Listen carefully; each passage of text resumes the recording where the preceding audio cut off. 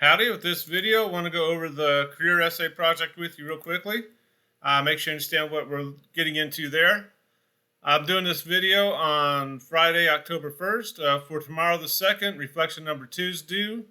That's just based on the parable of the talents, just kind of asking you, what kind of sets you apart from the crowd. It's kind of very important to think about that, particularly when we get into the context of this career essay. If you try and get into a career that doesn't suit your personality and your talents, you may not be a particularly happy camper once you get there. So it's kind of something that's interesting and fairly important to think about. After that, next week, we're going to be setting up a LinkedIn page. That's kind of a Facebook page for professional people. You're starting to look to be professional college students pretty soon, and you want to start presenting yourself that way, right? And that's what that LinkedIn page is going to do. And also next Wednesday, your resume and your intro paragraphs to do, which we'll talk about here in a second.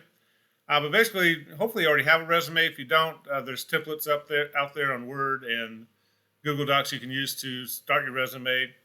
At your ages, it's probably not going to be a particularly extensive resume. You're going to be focused more on your talents more than your 20 years of experience in industry. But you want to kind of get one started. You want to see how you can start building on that resume. When you get to college and you have internship opportunities, is your resume going to look good to those potential employers? Likewise, in 4 or 5 years, when you get your college degree, what's that resume going to look like then? Are you going to have plenty of volunteer work and internships and all kinds of good stuff on your resume? Or is it just going to say that you occupied chairs in college classrooms for 4 years and didn't do much else? After that, on the 9th, going to be looking for a scholarship letter. I'll talk about all this here in a minute. Then on the 13th, we're going to start getting into the essay. And really, it's titled Career Essay, but really it's an education essay. It's really looking hard at the kind of education you need to get to that particular career and getting you used to looking at college websites and accessing that information. All right, so just want to go to the schedule real quickly. The the assignment itself is up there on Schoology. Under essay assignments. Right, there's a MLA career project. I have it open in Word so I can highlight things, make it bigger. But again, for the LinkedIn, we're going to do this first, then we're going to get into the essay later. But on LinkedIn, what you're going to have is a photo of you and a fairly professional looking. I mean, just not you sitting at the beach or something, but you don't have to actually break into a hospital and grab a patient real quick and take your picture with them. But should be a fairly good-looking picture of you. If you're not comfortable having your image out there, you can have a professional image that reflects the career you're thinking about going into. That's perfectly fine as well. If you're not comfortable with having yourself out there. And also, when we get into these things like the resume, please don't put your phone number or your address on there. You can add those later if you want to, but you don't want to send out your information to everybody out there on the internet, right? But you're going to have that photo. You're going to have a 150 to 250 word background summary, probably to a potential college that provides a general description of your college and career goals and your successes in life. Kind of adding things that may not be on your resume. If you have a good work ethic, do people trust you? Things like that. So just kind of a professional introduction to yourself. Then you need a current resume. I'll probably do another video showing you how to access the templates in Google Docs and Word here in a little bit.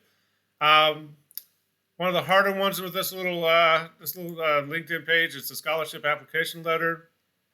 Those are already starting to open up. If you're a senior, you should start doing those. The more money you get for college, the better off you are. Even if you're thinking like, well, I'm going to go to Northeast State on Tennessee Promise, you still got to pay for books and gas and lots of other things if you want to do stuff at college.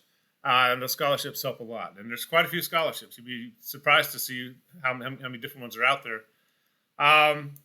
But I want you to go to whatever college you're thinking about going to. And again, all this is kind of speculative. And I'm not going to come back in 3 years and say, hey, you said you were going to Milligan College, and here you are at ETSU or something. We're going to kind of chart out one pathway to your particular career. And it may not be the one you actually take, but you want to kind of start getting used to examining colleges and websites and these applications so that when you get to college, you're not surprised. But you're going to go to that college's website, try and find that scholarship prompt for the scholarship you're looking for, and then write a scholarship or application letter to the college based on that prompt. If you're thinking about going to Northeast State, I've given you the general scholarship application essay requirement there. And most of them are going to be kind of vague. Tell us, why we should give you money is kind of the thrust of the prompt. And they want to know something specific about you that makes them want to give you money, right? And what you have to offer the college. So something like this, where you're going to describe your student needs for a scholarship, short and long-term career goals, and why the applicant selected Northeast State as a college of choice. One important component to that letter is going to be, what do you have to offer the college? What are you going to give back? If they give you money, what are you giving back to the college? It's not an easy question sometimes. And also up there on LinkedIn, any other information that makes you look good. If you got pictures of you on a mission trip or helping other people, that's pretty good. If you're thinking about going into the medical profession, any volunteer work you've had in hospitals or pictures of you helping people might be help you out quite a bit.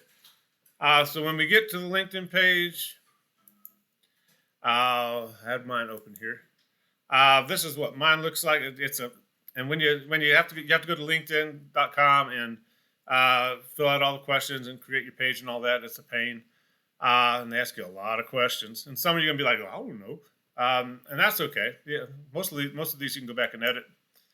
But again, you're gonna have a picture of yourself. You can kind of see my picture's getting a little dated. My hair's a little grayer, or what hair I have left's a little grayer. But of course, every picture of you is of you when you're younger, so I guess I can let myself get away with that. But you're going to have the paragraph there. I need to update mine, I think. And then you can have other images up there if you want to. Probably if I was actually looking for a job, I'd probably take off the grandkids and the kids. But I would definitely, if I'm going to look for another job in education, show people that I like to travel with students, and I'm taking them to the drama club, taking a drama club to the Barter Theater. Down here, I traveled with students to Washington, D.C.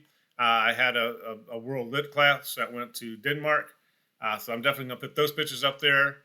Anything to make myself look good. And all these drama club trips I took to New York City with students, that's going to make me look like I care about students, which I do care about students, but it's going to make me look good, right? To people who are just looking at my professional profile. There's my resume. There's my education. Then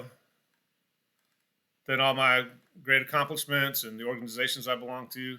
I could add a couple more to that, actually.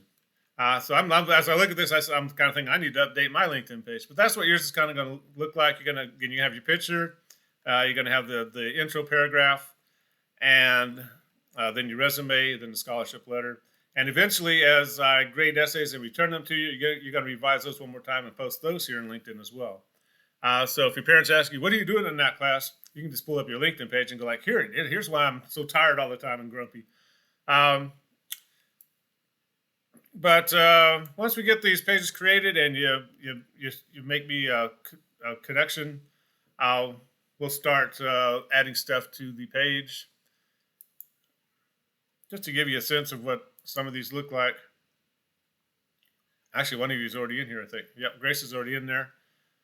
Some people don't mind putting pictures of themselves. Others just use a professional image. But you want to kind of gear the image towards the career you're possibly thinking about going into. And that may change, and you'll come back to LinkedIn and change your image and reflect that change in interest and stuff. To go back through the assignments. Yeah, there we go. You'll see the essay assignment after that. I'm not going to get into it too much because we're going to work on LinkedIn for the next couple of weeks and do all the shorter writings. But once you get to the career assignment, the essay assignment, it's going to focus quite a bit on you choosing one path and researching that path. And you might get to the end of this essay and say, I don't know if I want to do this. Some people say they want to be a pharmacist because they make good money and all that. But when you get into the education, that's 7-8 years of your life. And it's a high-stress job. If I misgrade an essay, nobody dies. If you mess up when you're a pharmacist, you could really hurt somebody, right? So a lot of stress there, a lot of responsibility. And sometimes students get to the end of the essay and kind of go like, that's a lot. I don't know if I want to do this. Or I'm not sure about this, or who knows. But I'll go over the essay assignment once we get the LinkedIn page completed and all the shorter workings there. But if you want to look at it and start your fretting early, that's fine. If you have any questions about all this, please let me know. And we will talk to you later. Bye-bye.